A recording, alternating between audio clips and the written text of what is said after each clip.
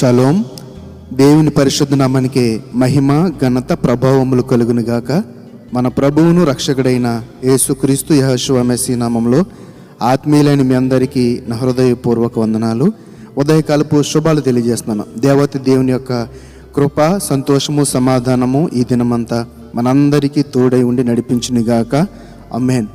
న్యాయాధిపతుల గ్రంథము 5వ అధ్యాయము 31వ వచనంలో తండ్రి అయిన దేవుడు ఒక మంచి మాటని రోజు మనకు చూపిస్తున్నాడు. యెహోవాను ప్రేమించువారు ఉదయించు సూర్యుని వలె ఉందురు. యెహోవాను ప్రేమించువారు ఉదయించు సూర్యుని వలె ఉందురు. ఎవరు బలవంతులుగా ఉండకూడదని అనుకుంటారు, ఎవరు బలహీనులుగా ఉండాలనుకుంటారు ప్రియులారు. కాబట్టి ప్రతి ఒక్కరూ కూడా సంతోషము, సమాధానము కలిగి ఉండాలని బలవంతులుగా ఉండాలని కోరుకుంటారు కదండి.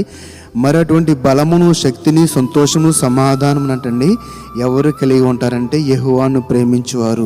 యెహోవాను ప్రేమించేవారు ఉదయించు సూర్యుని వలె ఉందరు. మరి యొక్క ఉదయించు సూర్యుని యొక్క శక్తి మనకు తెలుసు కదండి. మన యొక్క ఆరోగ్యమును కూడా మరి మెరుగుపరిచే, కాపాడే శక్తి ఆ యొక్క సూర్యకాంతిలో ఉంది. మరి యొక్క సూర్యుని యొక్క వెలుగు లేకపోతే ఈ లోకం ఏమైపోతుంది, అంధకారంలో ఉంటుంది, చీకట్లో ఉంటుంది. కాబట్టి మనము కూడా దేవుని సంబంధమైన నీతి అని వెలుగును మన హృదయాల్లో నింపుకుని ఉన్నప్పుడు మన జీవితాలు కూడా అటువంటి సంతోషము, సమాధానం కలిగి ఉంటాయి. ఉదయించు సూర్యుని వలె మనము కూడా ఆ యొక్క ప్రకాశమానమైన ఆ యొక్క జీవితమును కలిగి ఉండే ఆ యొక్క అవకాశమును దేవాతి దేవుడు మనకు కల్పిస్తున్నాడు ఆయన యొక్క మాట ద్వారా, ఆ యొక్క వాక్యం ద్వారా. యాకోబు పత్రిక 1వ అధ్యాయం 12వ వచనం అంటాడు కదా, శోధన సహించువాడు ధన్యుడు, అతడు శోధనను నిలిచిన వాడై ప్రభువును తన్ను ప్రేమించే వారికి వాగ్దానం చేసిన జీవ కిరీటము పొందును.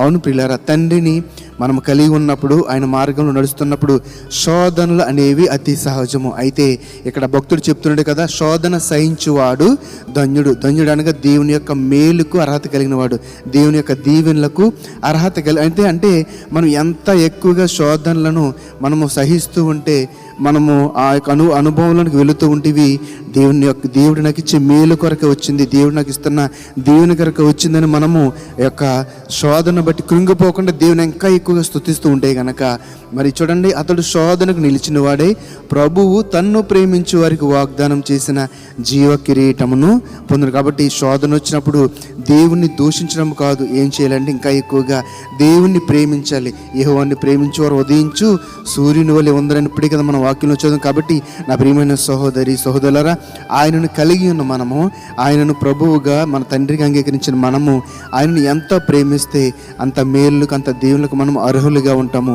అన్నిటికంటే ముఖ్యంగా ఆ యొక్క నిత్య రాజ్యంలో ఆ యొక్క జీవ కిరీటమును పొందుకునే అర్హతను మనము సాధించగలం. కాబట్టి మనకు శోధనలు, వేదనలు, నిందలు వచ్చినప్పుడు కృంగిపోకుండా, దేవుని దూషించకుండా, ఇవి నాలో ఇంకా ఏదో ఉన్న ఆ యొక్క పాపం యొక్క చీకటిని తీసేయటకు వచ్చేయని మనం భావించి ఆ శోధనను సహిస్తే గనక, దేవుని స్తుతిస్తే గనక, తండ్రి అయిన దేవుడు మనము సహించిన శోధనను బట్టి నిండారుగా మనల్ని దీవించి ఆ యొక్క నిత్య జీవనకు, నిత్య రాజ్యానికి వారసులుగా ఉంచడానికి చెప్పినటువంటి సందేహం లేదు. కాబట్టి ఆయనను ప్రేమిద్దాం, మనము ఆయన యొక్క దీవెనలకు పాత్రలవుదాం. అట్టి కృప తండ్రి అయిన దేవుడు మనందరికీ దయచేయనుగాక. ఆమేన్. పరిశుద్ధుడా, మహోన్నతుల మమ్మల్ని కన్న తండ్రి, నీ పరిశుద్ధమైన నామానికి వందనాలు, స్తుతులు, స్తోత్రాలు. నాయన, నిన్ను ప్రేమించేవారు ఉదయించు సూర్యుని వలె ఉంటారని, వెలుగును ధరించుకుని ఉంటారని, బలవంతులుగా, శక్తి కలిగిన వారుగా, క్షేమము, సంతోషం, సమాధానం కలిగిన వారుగా ఉంటారని ఈరోజు ఈ వాక్యం ద్వారా మాతో మాట్లాడు ప్రభా. అవును తండ్రి, మా జీవితాల్లో వస్తున్న అనేక శోధనలను సహించి ఆ యొక్క జీవ కిరీటమును పొందుకునే కృపను దయచేయండి. నాయన, నిన్ను ప్రేమించే వారికి మీరు చేసిన ఆ యొక్క వాగ్దానం చేసిన జీవ కిరీటమును తండ్రి మాకు దయచేయమని అడుగుచున్నాను. అన్నిటికంటే ముఖ్యంగా శోధనలు సహించే శక్తిని, బలం దయచేయండి నాయన. సాతానుడు, అపవాది తన పదునైన ఆయుధాలతో మా మీద దాడి చేస్తున్నప్పుడు వాటి నుండి కాపాడుకుని నీ యొక్క వాక్యముని రక్షణ కంచి మాకు దయచేయమని, విన్న వాక్యం బట్టి మమ్మల్ని దీవించి ఆశీర్వదించి ఆత్మలో బలపరచమని నజరేయుడైన యెహోషువ మెస్సీ నామములో ప్రార్థన అడిగి వేడుకొనుచున్నాము తండ్రి. ఆమేన్, ఆమేన్. షలోం. అందరికీ వందనాలు.